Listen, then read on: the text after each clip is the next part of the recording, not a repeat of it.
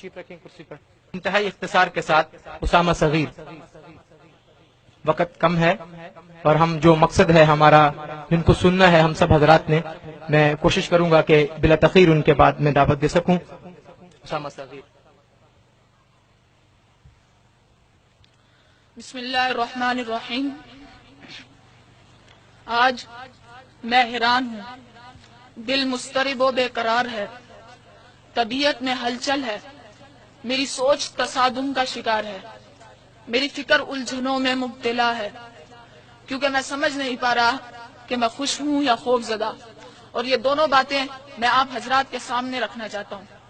مگر میری گزارش ہے کہ میرے صدا کو ایک شور نہ سمجھا جائے، میرے الفاظ کو محض تقریر کا نام نہ دیا جائے، میرے خیالات کو اس تقریب کا رسمی حصہ نہ کہا جائے.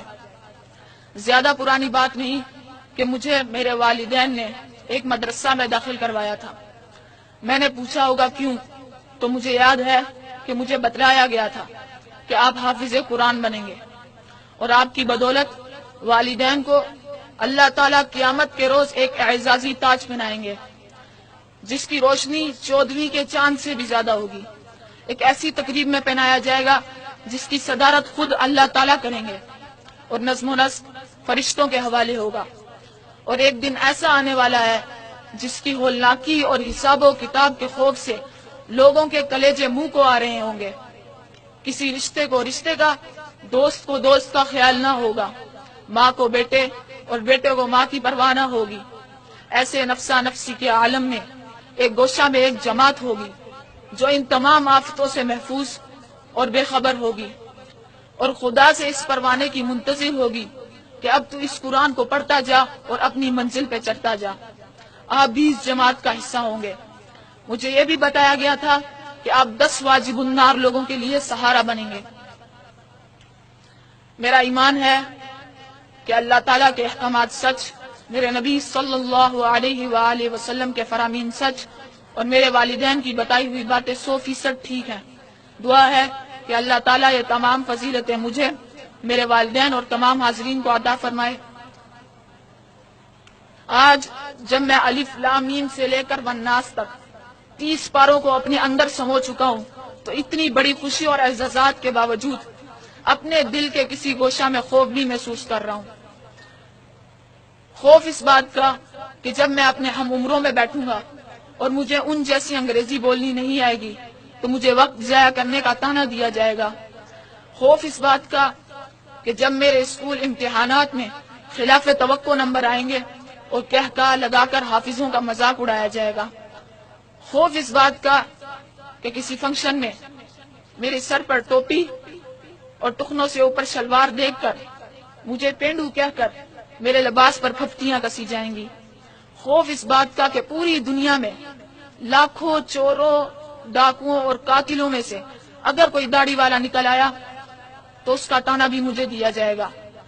اپنے دل کو ذرا اور ٹٹولوں تو ایک غصہ میں غم بھی ہے جو مسلسل بڑھ رہا ہے اور دیمک کی طرح میری خوشیوں کو کھوکھلا کیے جا رہا ہے. غم یہ ہے کہ آج سے میرا شمار ان لوگوں میں ہونے لگے گا جسے پاکستان کا ہر بڑا چھوٹا، ان پڑھ، جاہل، دقیانوس، قدامت پسند، رجعت پسند، شدت پسند، انتہا پسند، تفرقہ باز جیسے بدبودار الفاظ بڑی آسانی سے کہہ ڈالتا ہے. دل کے چھوٹے سے لوتھڑے میں جہاں ایک گوشے میں خوف ہی خوف ہو اور دوسرے گوشے میں غم منڈلا رہا ہو، وہ خوشیوں کا بسیرا کیسے ہوگا؟ میں نے جب بھی خوش ہونا چاہا تو خوف اور غم نے میری مسکراہٹوں کو اجاڑ کر رکھ دیا. کیونکہ نام نہاد روشن خیال طبقہ جو رزق کی فراوانی یا پھر ذاتی دلچسپی کے باعث روزانہ الیکٹرانک میڈیا سے مستفید ہو کر اپنے علم میں اضافے کے ساتھ ساتھ ان کی معلومات پر یقین محکم بھی رکھتا ہے، ان کی نظر کرم میں صرف دہشت گرد ہی نہیں بلکہ تمام موجودہ ملکی مسائل اور ترقی کی راہ میں رکاوٹ میں اور میرے ہم نوا ہیں. اگر آپ حضرات کی اجازت ہو اور دل پر ہاتھ رکھ کر سن سکیں تو میں یہاں تک بھی کہنے کی جسارت کروں گا کہ داڑھی مولوی اور حافظ قرآن کے بارے میں ہمارے ہی خیالات نے اسلامی جمہوریہ پاکستان میں ایک غیر مسلم قوم کو اس قدر موقع فراہم کیا کہ انہوں نے ایک نہتے بے قصور پر اس لیے ڈنڈے برسائے کیونکہ وہ دیندار ہے. रस्सियों से बांधकर नंगे जिस्म को सरेआम घसीटा कि उसके चेहरे पे सुन्नत रसूल है। जिस्म पर तेल छिड़क कर खाकिस्तर टुकड़ों को डंडों की नोक से आसमान की तरफ उछालते रहे कि उस पे दीन इस्लाम की तबलीग का भी इल्जाम है। जली हुई लाश को ठुड्डे मारे क्योंकि वह हाफिज कुरान है।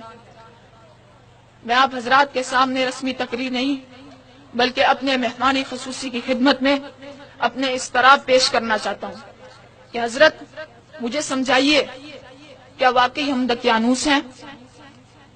क्या हम बुनियाद परस्त हैं? क्या शलवार टुकनों से ऊपर रखना कदामत पसंदी है?